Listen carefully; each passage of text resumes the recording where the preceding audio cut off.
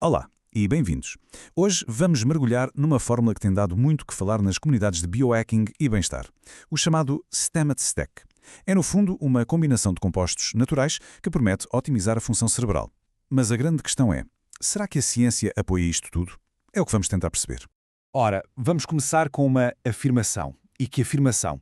Do seu criador, o micologista Paul Stamets. Para ele, isto não é só uma mistura de suplementos. É algo com o poder de nos transformar. É uma visão, no mínimo, ambiciosa e que prepara o terreno para tudo o que vamos explorar a seguir. Para entendermos isto a fundo, o nosso roteiro é simples. Primeiro, vamos conhecer o homem por trás da fórmula.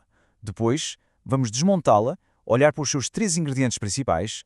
De seguida, vamos explorar a teoria de como eles supostamente funcionam em conjunto, analisar um estudo científico-chave e, por fim, vamos pôr tudo em perspectiva. Então vamos a isso.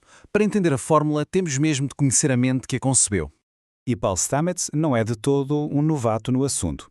Estamos a falar de alguém que dedicou a vida inteira ao estudo dos fungos. Com décadas de investigação, vários livros publicados e mais de 20 patentes no seu nome, ele é uma das maiores autoridades mundiais em micologia.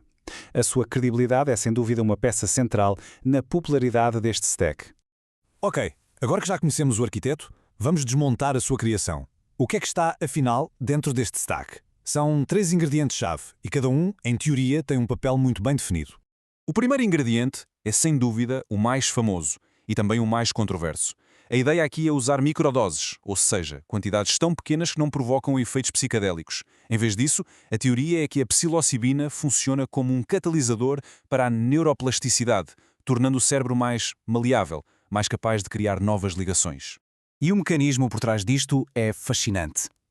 A psilocibina não se limita a ligar-se aos receptores de serotonina, que é o que seria de esperar. Investigações mais recentes mostram que também estimula uma proteína chamada BDNF. Pensem no BDNF como uma espécie de adubo para os nossos neurónios, algo que promove a sua sobrevivência, o seu crescimento e a formação de novas sinapses. Vamos ao segundo componente. Juba de leão. Este cogumelo tem uma longa história na medicina tradicional, precisamente para a saúde cerebral. E aqui há um pormenor que para o Stamets é absolutamente crucial. Não usar apenas o cogumelo em si, mas sim o micélio, que é basicamente a rede de raízes do cogumelo, onde ele acredita que estão os compostos mais potentes. Então, qual é o papel da juba de leão nisto tudo? Bem, é fornecer o material de construção. Se a psilocibina abre a porta à mudança, a juba de leão, ao estimular o fator de crescimento nervoso, ou NGF, vem fornecer os tijolos e os trabalhadores para construir e reparar os neurónios e as suas camadas protetoras de mielina. E chegamos ao terceiro e último ingrediente, que à primeira vista pode parecer um pouco estranho. Niacina, ou vitamina B3. O seu efeito mais conhecido é o chamado flush, aquela sensação de calor e vermelhidão na pele. Mas por que está aqui? A niacina aqui é o especialista em logística. A teoria dos Stamets é que a vasodilatação que ela provoca funciona como um sistema de entrega expresso, empurrando os outros compostos para lá da barreira hematoencefálica até às mais pequenas terminações nervosas. E o tal desconforto do flush funciona como uma espécie de segurança, desencorajando o uso de doses demasiado altas. Portanto, o ponto central disto tudo é a sinergia. A grande aposta não é que cada ingrediente funciona bem por si só, mas sim que, juntos, criam um efeito muito maior do que a soma das suas partes. Podemos olhar para isto quase como uma metáfora da agricultura. A psilocibina é como o arado que prepara a terra, criando o potencial. A juba de leão traz as sementes e o fertilizante para que algo novo possa crescer. E a niacina é o sistema de irrigação que garante que tudo chega exatamente onde é preciso. Cada parte tem uma função, mas todas dependem umas das outras. E na prática, como é que isto funciona? Bem, o Stamets propõe um protocolo muito específico. Tomar a fórmula durante 4 dias e depois parar durante 3. Este ciclo de uma semana repete-se durante um mês, seguido de uma pausa mais longa. A ideia é evitar a tolerância e dar tempo ao corpo para se reajustar. Ok, até agora, tudo isto é uma teoria muito interessante. Mas teorias por si só não chegam. Vamos então sair do campo teórico e ver o que a ciência tem a dizer. Como é que esta hipótese se comporta no mundo real? Pois é, esta é a pergunta que vale ouro. Para lá dos relatos pessoais e das histórias que se ouvem, existem dados concretos que validem estas ideias? E a verdade é que sim, começam a existir. Em 2022 foi publicado um estudo bastante grande na prestigiada revista Scientific Reports e um dos coautores era o próprio Stamets. É importante dizer, não foi um ensaio clínico controlado à antiga, mas sim um estudo de observação que acompanhou pessoas que já faziam microdosagem por sua conta. E as conclusões, bem, foram surpreendentes e com duas facetas distintas. Na parte da saúde mental, os resultados foram bastante claros.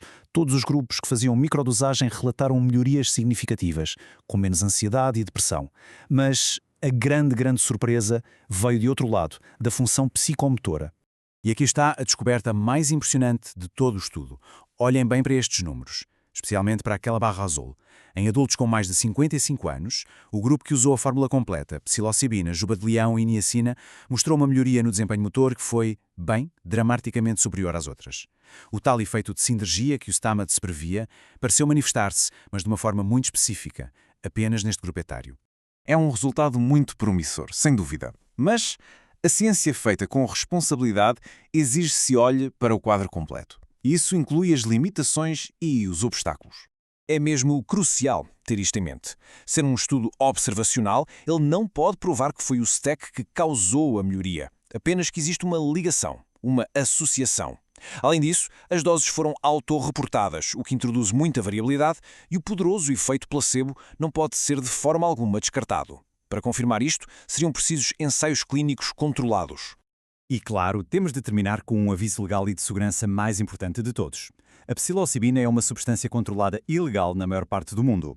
Toda esta análise tem um propósito puramente informativo e educacional e não deve, de maneira nenhuma, ser vista como um conselho ou uma recomendação médica.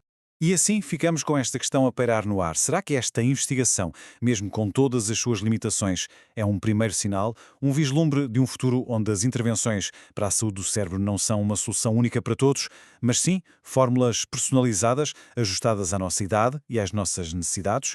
A porta está aberta. A investigação essa está apenas a começar.